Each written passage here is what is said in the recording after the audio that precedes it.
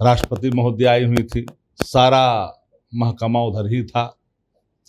112 तो दूगो कम से कम कर देते वहां पर, वो अभी तो देखता। इतनी नेग्लिजेंसी क्यों, एक बड़ा सवाल है। और मुझे हैरानी हुई कि प्रभारी मंत्री विजय चौधरी 6 लाख की घोषणा कर रहे हैं। सरकार तो संवेदना व्यक्त कर रही है। संवेदना व्यक्त करने का क्या मतलब है जी? लापरवाही सरकार की है, शासन की है। अगर लापरवाही नहीं होती इतने लोग की मौत होती क्या? काल के गाल में जो समाये, किनके कारण समाये? लापरवाही के कारण।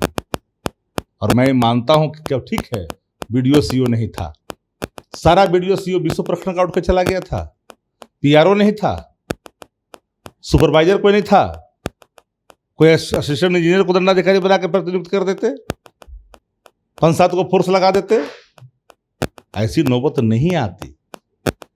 ये लापरवाही है। मैं तो चाहता हूं कि अब तो मुख्यमंत्री जी अचेत हैं, कुछ बोलने लायक स्थिति है नहीं कि उनको संज्ञान में भी हुआ कि ऐसा कुछ हुआ है कि नहीं तो उसकी जांच होनी चाहिए। नीतीश कुमार के गृह जिला नालंदा में शीतला मंदिर में भगदड़ के बाद जो है 8 लोगों की मौत हो गई। उसके बाद मंत्री विजय चौधरी का बयान आया कि उनके परिजनों को जो है वो 6-6 लाख रुपया दिया जाएगा। ये जिला शक्ति सिंह यादव का भी है, मुख्यमंत्री जी का भी है। हृदय विदारक घटना जो हुई है उसकी सूचना ने हम लोगों को मर्माहत किया है। इस दुख के घड़ी में जो परिवार हैं उनके प्रति हम संवेदना ही प्रकट करते हैं और भगवान से प्रार्थना करते हैं हाथ जोड़ करके कि दुख सहन करने की शक्ति प्रदान करें। ये भगदड़ क्यों मची? एक भी दंडाधिकारी वहां नियुक्त नहीं था।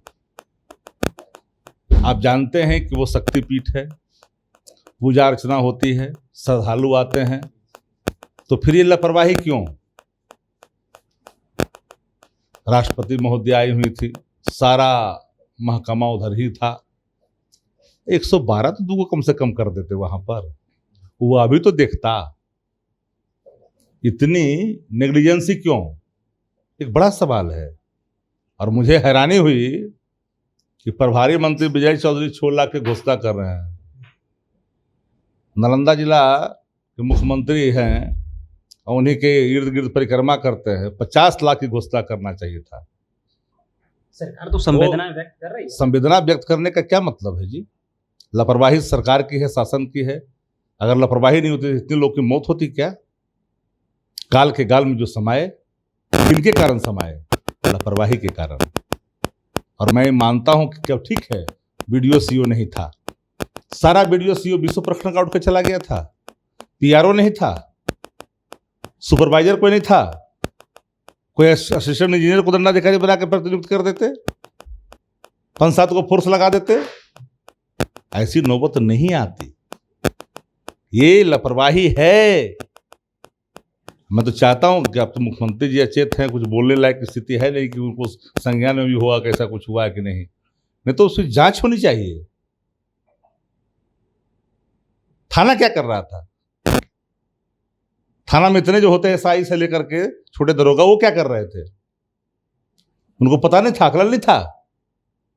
हृदय विदारक है, रोंगटे खड़े हो जाते हैं। कहा जा रहा है कि पदाधिकारी सब जो है राष्ट्रपति के कार्यक्रम में, राष्ट्रपति के प्रोग्राम पूरे दिल्ली उठ के चला गया।